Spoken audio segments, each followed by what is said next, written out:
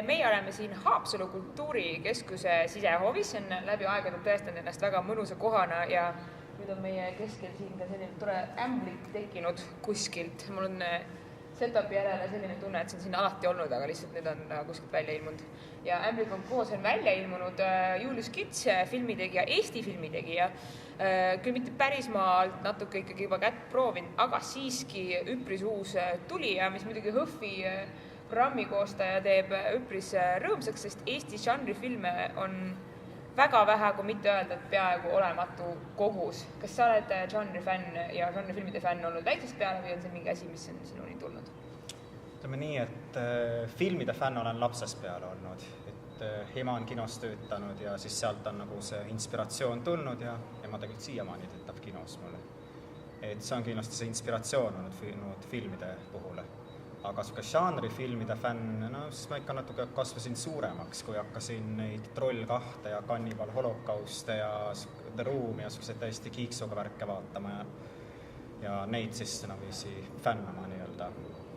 Et mis puudutab žanrifilme, siis on meil ka sõbra ja meil on kaasprodutsendi Harli Kirspooga, keda kahjuks siin ei ole täna. Meil on ka imelike filmide festival, mida me tagasihoidlikult ajame, mis on ka, et žanrifilmid, friigifilmid, siuke asi umbes. Kas sa mäletad väga selgelt, sest mina mäletan väga selgelt seda hetke, kus sa avastasid enda jaoks need täiesti sõgedad filmid ja mingi hetk said aru, et see on täiesti selline nagu tulv oma ette väga palju variante. Kas sa mäletad, mis see esimene film oli, mida sa vaatasid, mõtlesid, et oh my god, ma tahan veel näha sellised. Kas see oli Cannibal Holocaust või see oli The Room või mis see oli? Ma arvan, et see võis olla Troll 2 ja Cannibal Holocaust.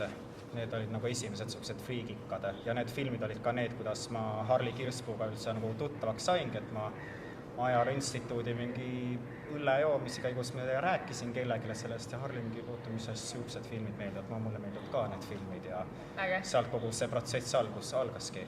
Et ütleme jah, et need olid siis esimesed filmid. Natsi zombi žanr kui selline tõesti ei ole, ma arvan, filmi tegemise või praeguste filmide hulgas väga populaarne, ta on kuidagi natuke ära unustatud ja sina oled mässanud 3 aastat kodus just sellisega. Kust selline sõge mõte tuli? No ütleme nii, et mis tuleb alustada, see tuleb lõpuni viia, aga populaarne režissöör, järgmised intervjuud ootavad. Nii vabandust, et kust mõte tuli? No pidi lihtsalt läbi viima selle filmi ses suhtes.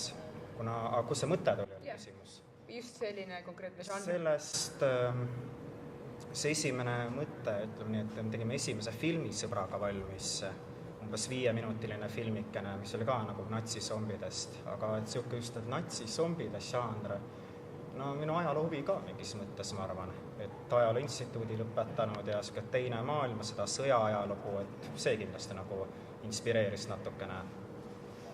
Et nagu ma lava peal ka rääkisin, et tegemist et natside puhul olid väga sõgedate ja halbade inimest, aga liidame sinna zombid veel juurde, muudame nad zombideks, see on nagu eriti siuke räige ja siuke kämpvärk nagu ses suhtes.